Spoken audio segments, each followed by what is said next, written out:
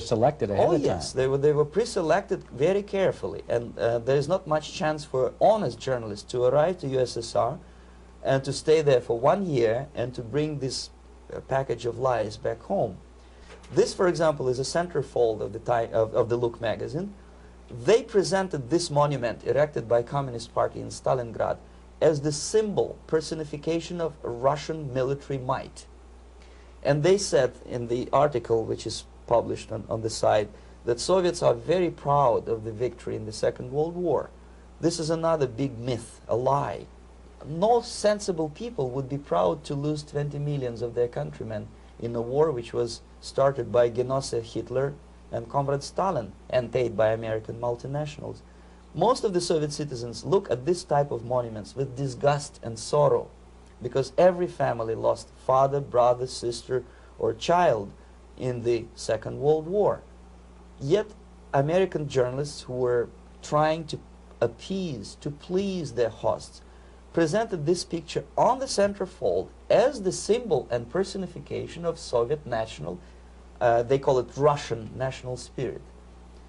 And it was greatest misconception and a very tragic misunderstanding.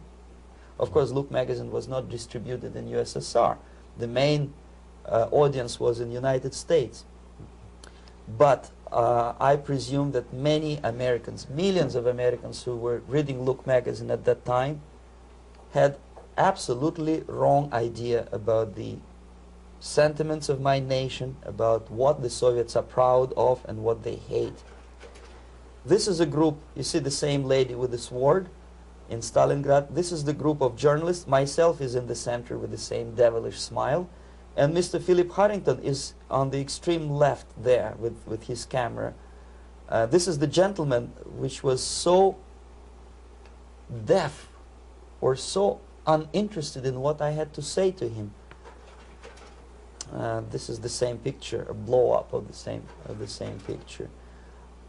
Many guests from various countries, in this particular case from Asia and Africa, were taken by me as a Novosti press agency employee for a tour across Siberia, for example. We would show them typical kindergarten, you see, nothing special by American standards, just nice children sitting, eating their breakfast or lunch. What they could not understand, or they pretended not to understand, that this is an exemplary kindergarten. This is not the kindergarten for average person or average family in USSR. And we maintain that illusion in their minds. You can see myself under the red spot in the middle there with the same business-like expression. I'm doing my job. That's what I'm assigned to do, and that's what I was paid to do. But deep inside, I still hope that at least some of these useful idiots would understand that what they are looking at has nothing to do with the level of affluence in my nation. This is a better picture which reflects the true spirit of the Soviet childhood. This picture was printed in a Canadian government publication by mistake. In the middle, you can see children playing on a small courtyard, and the caption goes, "This is a typical kindergarten in Siberia." What these idiots didn't understand, that it is not kindergarten at all. It is a prison for children of political prisoners. But there was not a single mentioning that what they were visiting actually was an area of concentration camps.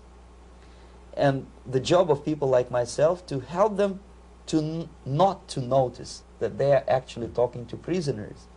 Most of the children were dressed, especially on the occasion of the foreigners' visit. Of course, there were no corpses on the ground. There were no machine gun guards. And well, it looks not very pleasant, as you see. It looks dull, but obviously it does not create an impression that this is actually a prison. Well, did any of the journalists have the curiosity to ask about prisons and that kind of thing? Yes. They were in Siberia. This Yes. is what you associate. Yes, some of them asked questions, and naturally we would give them, for the stupid question, we give them stupid answer. No, there are no prisons in Siberia. No, most of the people who you see are free citizens of USSR. They are very happy to be here, and they are contributing to the glory of the socialist system. Some of them pretended that they believe what I was telling them. And most of them, we may discuss it later, what are the motivations of these people? Why would they stubbornly bring lies to their own population through their own mass media? I have various answers to this. There is not a single explanation. It's a complex of explanations. It's fear, pure biological fear. They understand that they are on the territory of an enemy state, a police state. And just to save their rotten skins and their miserable jobs, their affluence back home, they would prefer to tell a lie than to ask truthful questions and report truthful information. Second, most of these schmucks were afraid to lose their jobs because, obviously, if you tell truth about my country, you will not last long as a correspondent of New York Times or Los Angeles Times. They will fire you. What kind of correspondent are you? You obviously cannot find common language with Russians if they kick you out in 24 hours. So just by trying to be conformist to their own editorial bosses, they tried not to offend the sentiments of the Soviet administrators and people like myself.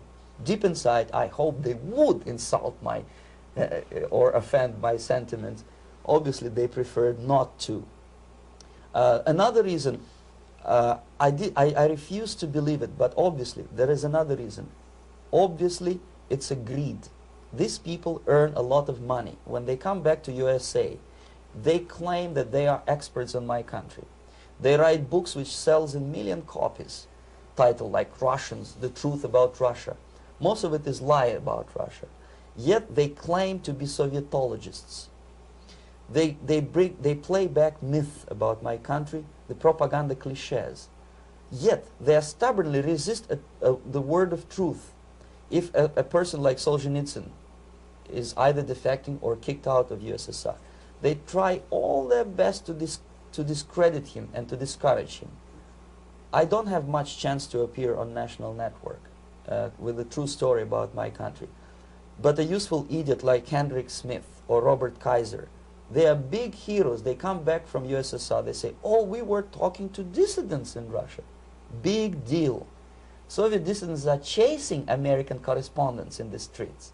And they are cowardly escaping from these contacts. For some strange reason, if you want to know more about Spain, you refer to Spanish writers. If you want to learn more about French, you read French writers. Even about Antarctica, I bet you would read Penguins. Only about the Soviet Union, for some strange reason, you read Hendricks and Schmendricks and all kind of Kissingers, because they claim that they know more about my country. They know nothing, or next to nothing, or they pretend that they know more than they actually do. I would say they are dishonest people who lack integrity and common sense and intellectual honesty. They bring back all kind of stories like that. A kindergarten in Siberia. Omitting the most important fact, it's a prison for children of political prisoners. Another greatest example of monumental idiocy of American politicians. Edward Kennedy was in Moscow, and he thought that he is a popular, charismatic American politician who is easygoing, who can smile, dance at the wedding in Russian Palace of Marriages. What he did not understand, or maybe he pretended not to understand, that actually he was being taken for a ride. This is a staged wedding, especially to impress foreign media, or useful idiots like Ed Kennedy. Most of the guests there, they had security clearance, and they were instructed what to say to foreigners. This is exactly what I was doing. You can see me in the same damn wedding palace in Moscow where Ed Kennedy was dancing here. You see, smiling. He thinks he's very smart. From the viewpoint of Russian citizens who observe this idiocy, he's narrow-minded, egocentrical idiot who tries to earn his own popularity through participation in propaganda farces like this. Here you can see